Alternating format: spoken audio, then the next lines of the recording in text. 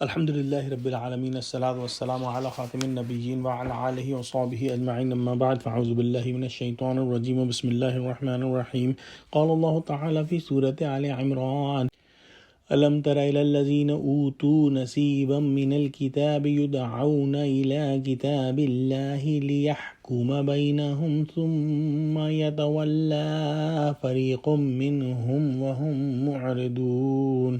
ترجمہ، کیا نہ دیکھا تو نے ان لوگوں کو جن کو ملا کچھ ایک حصہ کتاب کا، ان کو بلاتے ہیں اللہ کی کتاب کی طرف تاکہ وہ کتاب انہیں حکم کرے، پھر منہ پھیرتے ہیں بعضے ان میں سے تغافل کر کے۔ یہ نہایت اہم مضمون ہے جو طرح طرح سے انداز و اسلوب بدل کے اللہ سبحانہ و تعالیٰ نے سورہ بقرہ کے اندر ارشاد فرمایا، اور سورہ آل عمران میں بھی اس کو جو ہے وہ بار بار ریپیٹ کیا گیا ہے۔ اہل کتاب کے اندر جن کو تورات اور انجیل وغیرہ دی گئی تو ان کی تحریفات ہو گئیں، لیکن جو حصہ تحریفات سے بچ گیا، یعنی لفظی اور معنوی طریقے سے بچ گیا، یا کچھ حصہ جو ان کو کتاب کا ملا جس سے انہوں نے فہم حاصل کیا، اس سے ان کو یہ بات پتہ چل گئی کہ آخری نبی محمد صلی اللہ علیہ وسلم اللہ کے سچے نبی ہیں اور قرآن اللہ کی آخری کتاب ہے۔ یہ بات سمجھ کر، جان بوجھ کر انہوں نے اپنی ہٹ دھرمی اور اپنے تکبر اور اپنی ضد اور دنیاوی منفعت حاصل کرنے کے لیے قرآن کو اور پروفٹ محمد صلی اللہ علیہ وسلم کو جھٹلا دیا۔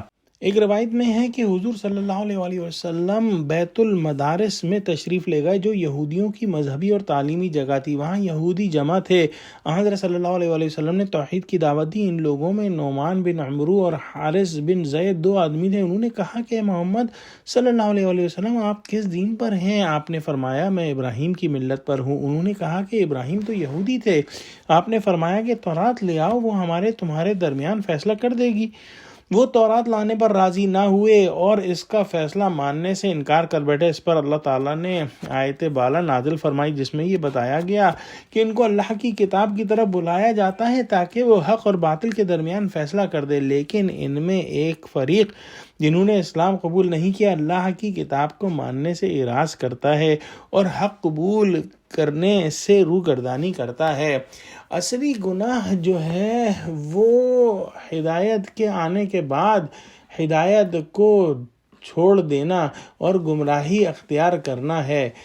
اللہ سے دعا کرتے ہیں کہ اللہ ہم کو اہل کتاب کی روش پر نہ چلا اور ہمارے لیے ہدایت کو واضح کر دے، اور ہدایت واضح ہونے کے بعد ہم کو ہدایت پر قائم کر دے، آمین۔